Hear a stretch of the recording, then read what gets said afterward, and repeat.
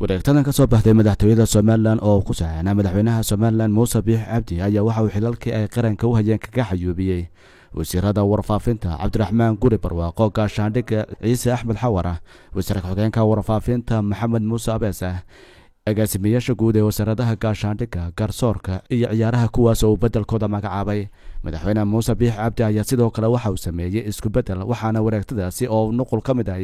soo gaadhay telefishinka caalamiga ee Saba uu ku magacaabay in Cabdiqani Maxamuud Caateye Farida oo hore u ahaa wasiirka wasaaradda cadaaladda uu noqdo wasiirka wasaaradda gaashaandhigga Maxamed Muuse Diiriye oo hore u ahaa wasiirka xogeenka wasaaradda arrimaha gudaha ayaa waxa loo magacaabay inuu noqdo wasiirka warfaafinta wacyigelinta iyo dhaqanka Cabdirasaaq Cali Cabdi Saalax wasiirka wasaaradda cadaaladda Liibaan Yuusuf Cismaan oo hore u ahaa wasiirka xogeenka wasaaradda arrimaha dibadda ayaa waxa loo bedelay inuu noqdo wasiirka xogeenka wasaaradda caafimaadka Soomaaliland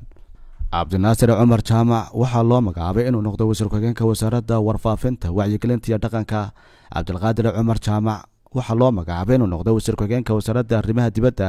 iyo iskaashiga caalamiga Maxamed Yuusuf Ismaaciil ayaa waxa loo magacaabay inuu noqdo agaasimaha guud ee wasaaradda horumarinta biyaha Jamaal Cabdi Muuse Diiriye ayaa isna waxa loo magacaabay inuu noqdo agaasimaha guud ee wasaaradda xiriirka golayaasha iyo arrimaha dastuurka Maxamed Cabdilaahi Siciid Khaawi ayaa waxa isna loo magacaabay inuu noqdo agaasimaha guud ee wasaaradda dhalinyarada iyo ciyaaraha Mukhtaar Maxamed Cali agaasimaha guud ee wasaaradda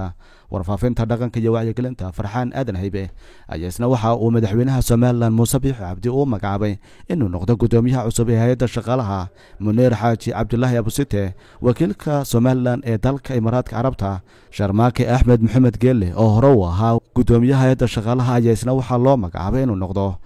ku-xigeenka wakiilka Soomaaliland ee dalka Kenya Maxamed Cabdullaahi Ibraahim gudoomiye ku-xigeenka gobolka Togdheer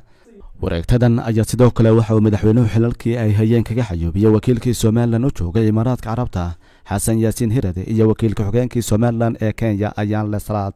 maalmihii u dambeeyay waxaa jiray isla markaana soo shaabaxay wararka la xidhiidha musuqmaasuq hadheeyay hay'adaha dowladda qaarkood kuwaas oo ay ku jiraan wasaaradda warfaafinta iyo gaashaandhigga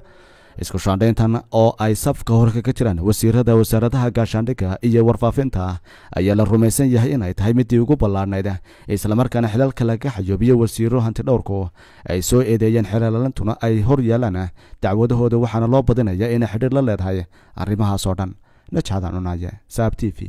Hargeysa